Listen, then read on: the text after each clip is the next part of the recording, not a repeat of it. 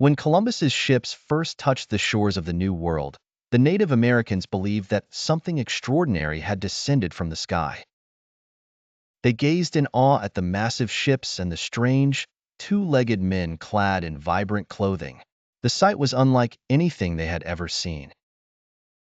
In their innocence and curiosity, the natives welcomed these visitors aboard their ships, sharing food, gifts, and their hospitality out of sheer goodwill. But it took time for them to realize the harsh truth. Columbus and his crew were not friends, but foes who would soon threaten their freedom and lives. What drove Columbus to treat the New World and its people with such cruelty? And why did he come to believe that the tales of Marco Polo were nothing but lies? The scattered islands that lay before Columbus's fleet, now known as the West Indies, include the historic island of San Salvador. It was here, on the morning of October 12, 1492, that Columbus first set foot on what he believed to be Asia. San Salvador, a small island stretching 21 kilometers in length and 8 kilometers in width, was originally named Guanahani by the Native Americans. The name was inspired by the iguana, a reptile that once thrived on the island but has since become extinct. The island was a lush, densely forested land with salt lakes and small hills. Today, it remains largely uninhabited and is part of the Bahamas. When Columbus's ships approached the island, the locals quickly spread the news of the strange visitors. The island's inhabitants, intrigued by these new arrivals, gathered to see the ships up close. Some swam out to the vessels, while others climbed aboard with childlike innocence. Accustomed to a simple life in modest thatched huts, wearing minimal clothing and subsisting on corn, the sight of Columbus's grand ships was nothing short of a spectacle for the islanders. When Columbus disembarked, the locals welcomed him warmly. However, after a brief stay on land, Columbus returned to his ship, anchored a short distance from the coast. A few days later, Columbus and his men set out to explore the northern part of the island. By this time, word had spread across the island about the strange visitors. The locals lined the beaches, offering food, drinks, and even colorful parrots as gifts. In return, Columbus and his crew gave them red hats and small bells, which the Native Americans found fascinating and delightful. Despite the friendly atmosphere and the islanders' generosity, Columbus saw something very different.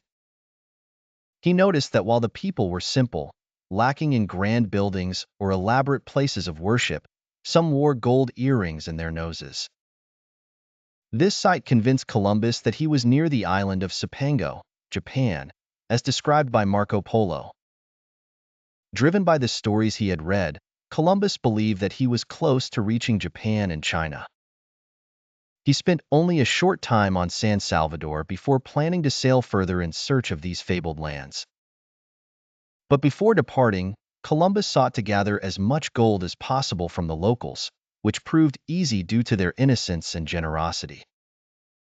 In his diary, Columbus wrote that the people of San Salvador and the surrounding islands were simple and lacked weapons or knowledge of warfare.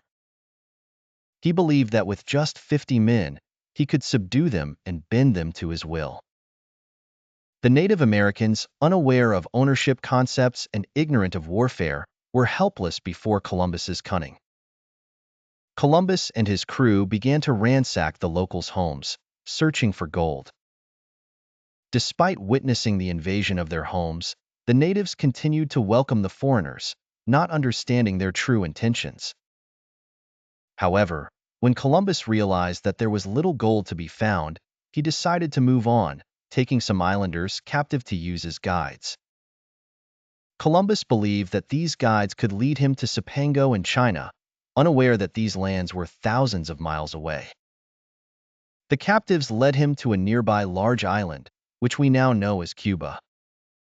Upon arriving on October 28, Columbus thought he had reached Japan, but finding no gold, he then assumed he had arrived in China.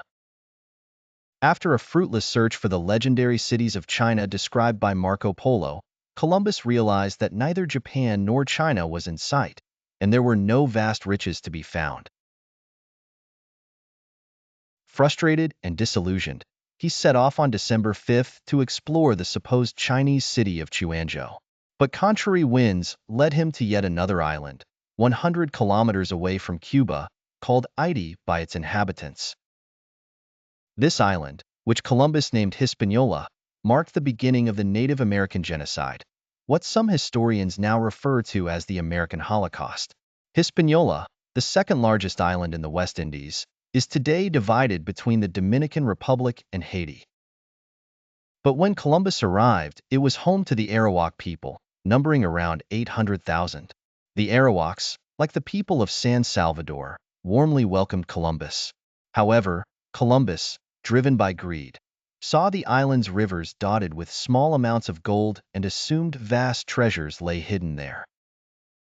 He believed that Hispaniola might be linked to the biblical lands from which King Solomon brought gold, diamonds, and spices, or perhaps part of the kingdom of Sheba. Convinced that great wealth lay undiscovered, Columbus decided to return to Spain to gather more troops and resources to explore every corner of the island. Before departing, Columbus had his shipwrecked Santa Maria dismantled to build a small fort called Fort Navidad. He left 49 of his men there with orders to search for gold in his absence. On January 16, 1493, Columbus set sail for Spain, taking with him several enslaved Native Americans, many of whom died from harsh conditions during the journey. Columbus returned with enough gold to silence his critics in Spain and was hailed as a hero, receiving the title of Admiral of the Sea. Celebrations and feasts were held in his honor, though some mocked him even then. But the true story of Columbus is far from heroic. His arrival led to the deaths of 800,000 natives on just one island. How did Columbus's actions lead to such devastation? How did the Native Americans resist with only small herbs against the invaders' weapons? What charges were brought against Columbus, and how did his life end? All of this will be explored in the next episode of History of America.